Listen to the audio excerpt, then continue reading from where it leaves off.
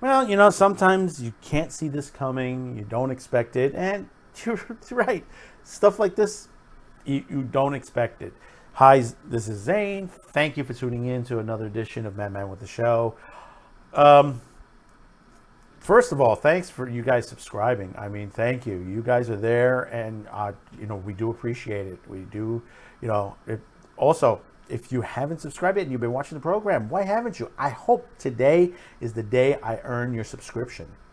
I really do appreciate it. This is how we move forward with a lot of programming on our thing. And as we see, we're starting to add new programming.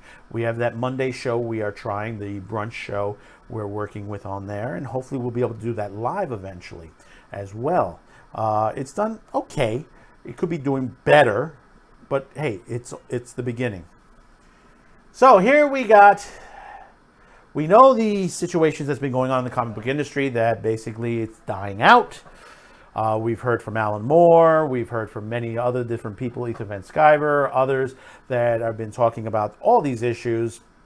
A lot of it is political show, wokeness, checking the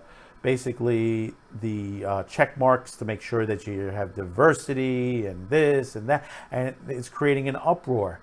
And then, you know, we have the situations with the pandemic, and also prior to that, comic book stores with their issues with Diamond Distributors, with the comic book industry, they're having their issues, and they're all closing up because they're not making the money that they used to make. You know, they're losing customers due to the issues. They're losing it to the pricings and many different things. Now we have basically DC has cut their ties with the Diamond Distributors in the U.S. marketing place. They are still dealing with Diamond overseas in the U.K. with Penguin Publishing.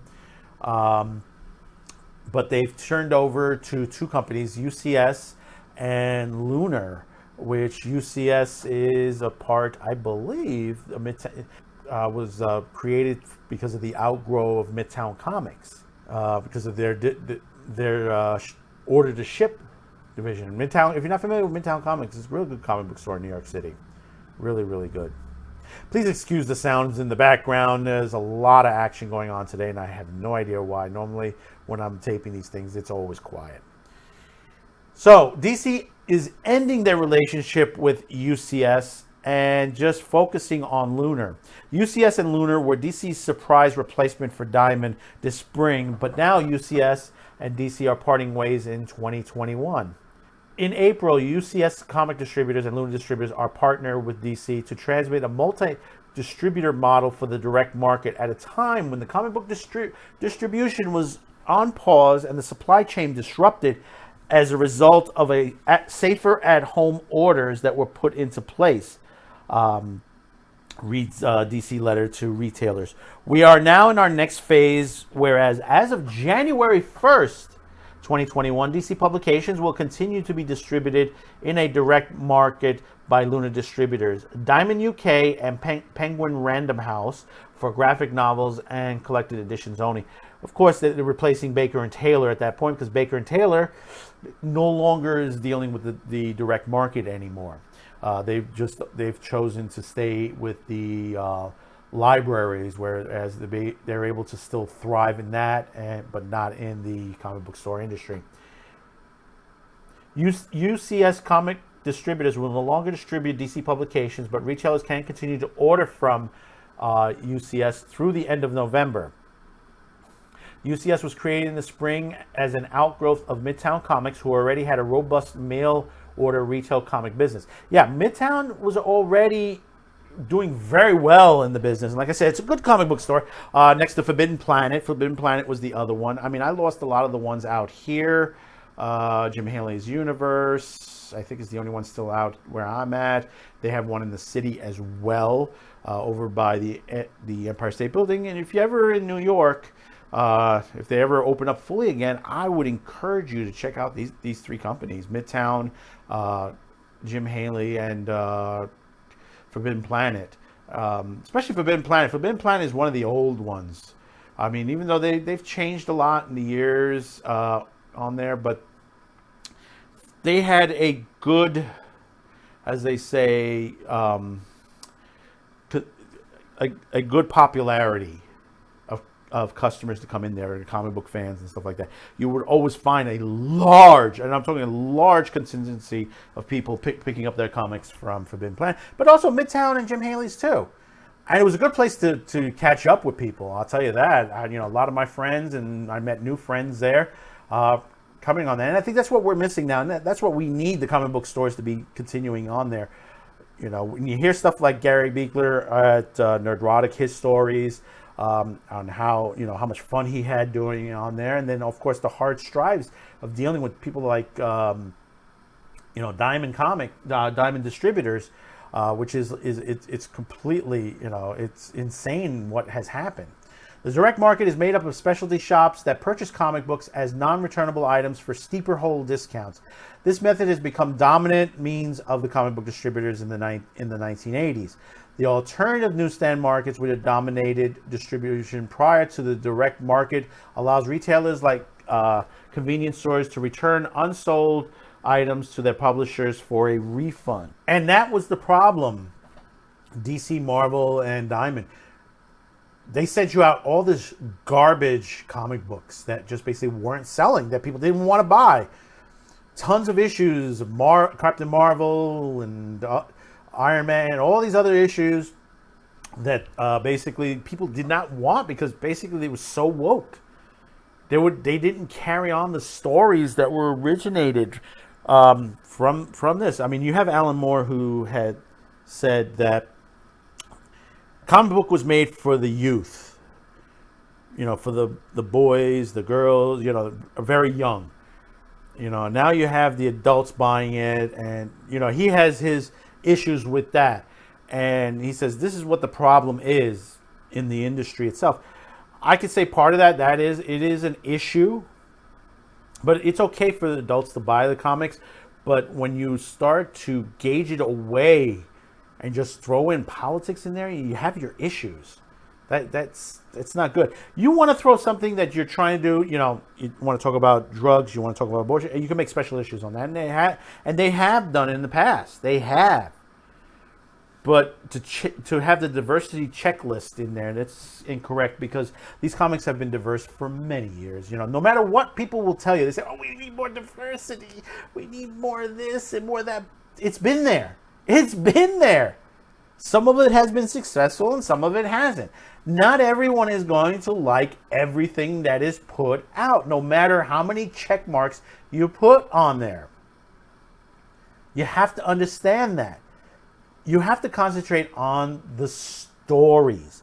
The stories is what sells it. The art sells it.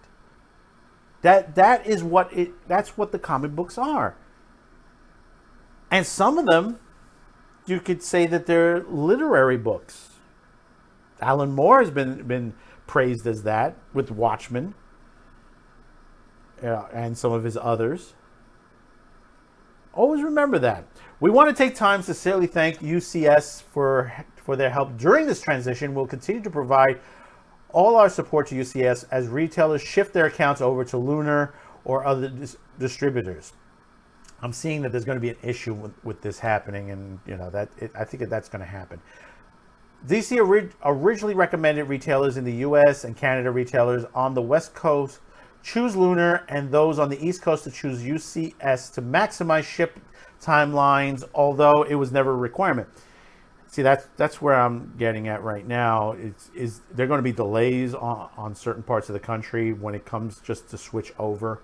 The switch to Lunar, which is an outgrowth of the online retailer discount comic book service, or DCBS, carries with it some changes that could potentially affect comic book specialty stores.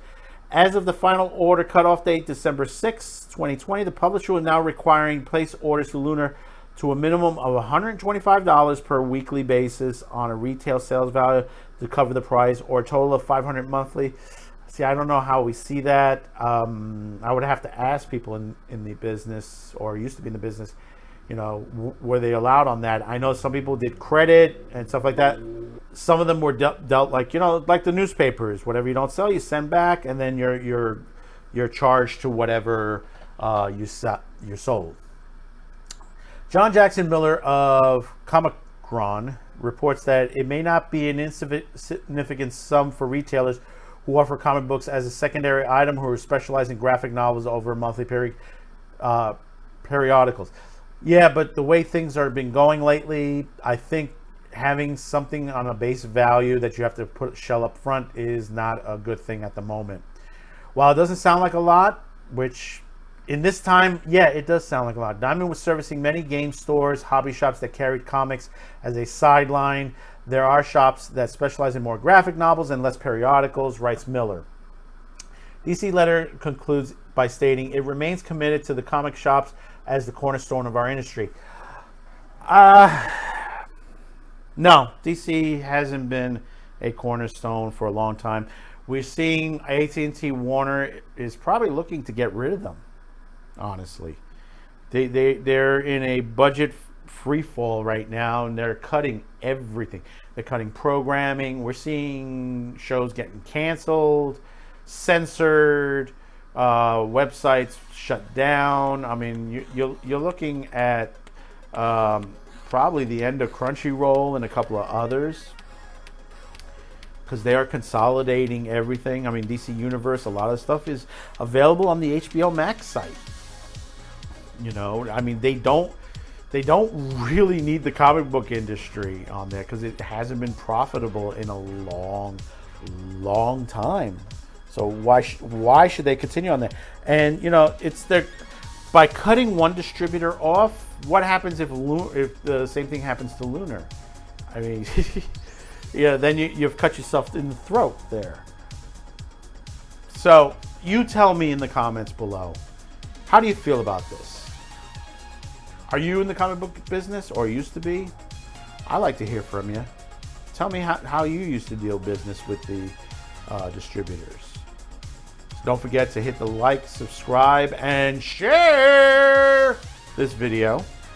We really appreciate you coming in and clicking on this video, and we will continue to bring you more of these stories as they develop with us.